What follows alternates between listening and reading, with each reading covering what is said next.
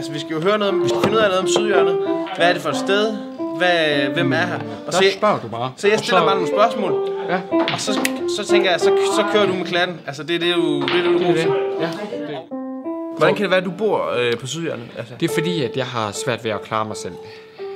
Det der med at overskue at lave mad og gøre rent og alle de der dagligdags trummerum, det er vigtigt for mig, at jeg får støtte fra pædagogerne og hjælp til det. Hvad er det værste, der kan ske herude?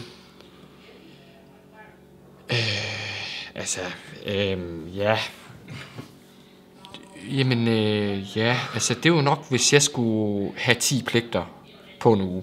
10 pligter på en uge? Ja, det kunne godt nok være hårdt. Men jeg tænkte, om du ikke kunne give en rundvisning en dag, hvor det var dag simpelthen?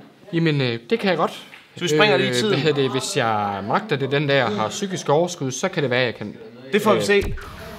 Jamen, jeg synes, vi skal bare prøve at se. Jeg synes, vi skal prøve at gå rundt og kigge. Vi har vores parkeringsplads herovre på venstre side, hvis kameraet lige kunne prøve at... Ja. Fordi så tænker jeg, I får et mere salgbart indtryk. Og her kan holde 1, 2, 3... I alt kan der holde 18 biler her. Sådan godt cirka. Okay. Her bor jeg faktisk, for lige at få det med, hvis det er i orden med jer. Jeg har lidt pynt herude, det er for lige at gøre det sådan lidt hyggeligt. Så det ikke bliver så kedeligt at bo her. Så kan andre se, at der er lidt liv, og det er lidt hyggeligt. Så har jeg et hus herovre. Det ligner sådan en lille villa, Patricia-villa, en høj, stor villa, hvis man sådan kunne forestille sig det. Ja. Vi skal videre.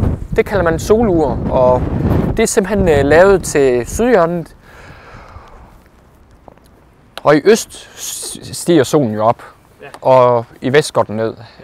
Så det passer ligesom med, at den er vendt den vej, for når morgensolen kommer ind, så man kan se sådan nogle tal her.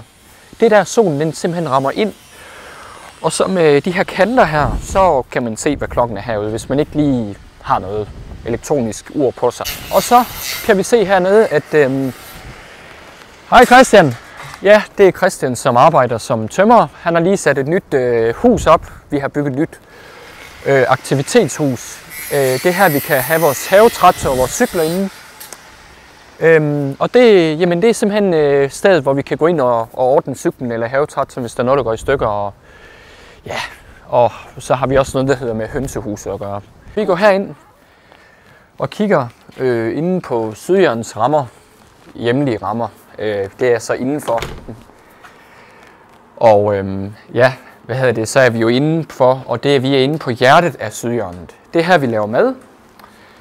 Alle former for, lækkert mad. Altså, vi får lavet mad fra bunden her. Så det er kvalitet, det vi får her, synes vi. Selv, det smager super godt, det mad, vi får. Det er ikke bare sådan noget færdiglavet inde i ovnen. Nej, det er ordentlig mad, så vi kan være med det hver dag og føle, at vi har det godt her.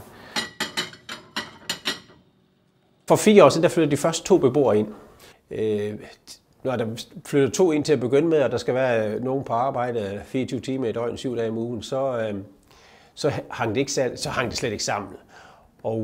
Men på grund af, at Gud har velsignet os i rigt mål, og vi har kunnet glæde os over alle de her små ting, som der er sket, så tror jeg, at vi er her, hvor vi er i dag.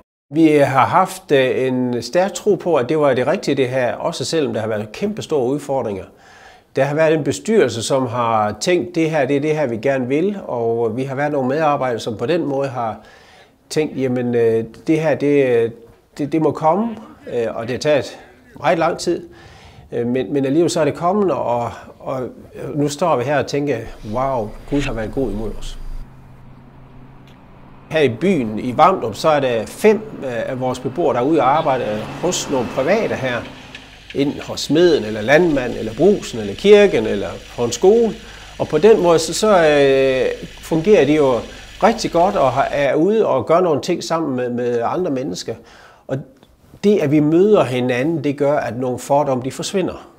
Selvfølgelig, når man er her, så har man jo en udfordring i ens tilværelse. Og det er selvfølgelig der, vi gerne vil være med til at skabe så meget helhed for hver eneste af vores beboere. Og det, som jo gør, at de kan, det er, at de får en her støtte, som vi kan være med til at give dem. Og i første omgang, så er det at skabe tryghed for dem, som et eller andet sted er bare så væsentligt, at man har tryghed i sin hverdag, ved hvad det er, jeg skal. Uanset om man er udviklingshæmmet, eller man er helt almindeligt, så betyder det noget at have et arbejde. Det betyder at have noget at stå op til. Og Caroline og de andre her på Nordhøj laver rigtig mange gode aktiviteter i løbet af dagen, hvor de lærer noget, og de bidrager med noget, og vokser af de opgaver. Jamen, det betyder alt for Nordhøj, at Caroline hun er her. Hun giver altid slik og snoller, og jeg får også tit en 100-kroneseddel i baglommen af hende. Og jeg tror, jeg vil sige op, hvis det var, at Caroline ikke var i min gruppe. Og Nordhøj vil nok lukke. Ja. Tror du ikke? Skal jeg bare tage alle sammen af dem? Jeg tænker sådan, at jeg vil gerne arbejde herinde på Nordhøj. Hvis man sidder derhjemme, så keder man jo sig og kommer ikke ud på arbejde. Det gør man jo her. Det er sådan meget godt at lave mad. Man kan lave alle mulige kreative ting. Man kan lave perler, lave puslespil, tegne, male, sidde på computer. Bag væsken er jeg i gang med at lave en hund af min mors hund, der hedder Vilma.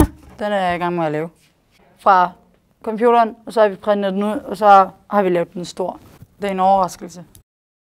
Jeg kan ikke lide overraskelser. Det er rigtig godt kendetegn ved autister. De er ikke vilde med overraskelser. Et bofællesskab som Sydjylland har jo et hjem til sig, også nogen som os. Og det betyder så, at vi kan hygge os med hinanden, har et godt fællesskab. Vi laver for eksempel mad sammen og spiser sammen. Og så har vi sådan noget rengøring, og vi spiller pool og snooker og og har andagt sammen og alt muligt. Så der er mange gode ting i det at have et hjem sammen. Og personalet, de er meget, meget, meget normale. Nej, de er ikke normale. Ingen mennesker er normale i mit billede. Hvis alle mennesker var normale, så ville det godt nok være en kedelig verden. Jamen, jeg samler jo på gamle uger og masser af film. Så samler jeg også på lamper og alt muligt andet. Ja, du har en god samling videofilm. Ja, du kan se her, der for eksempel det her skab, jeg bare sådan tro, at der er cirka omkring 100 film. Der er dejlige ro her, man kan finde, og man kan få nogle gode venner. Og så er der bare rigtig muligheder for alle mulige. Så laver vi jo aktiviteter ude i huset. Så jeg vil bare sige, at du får aldrig bedre vilkår end på KM i Danmark.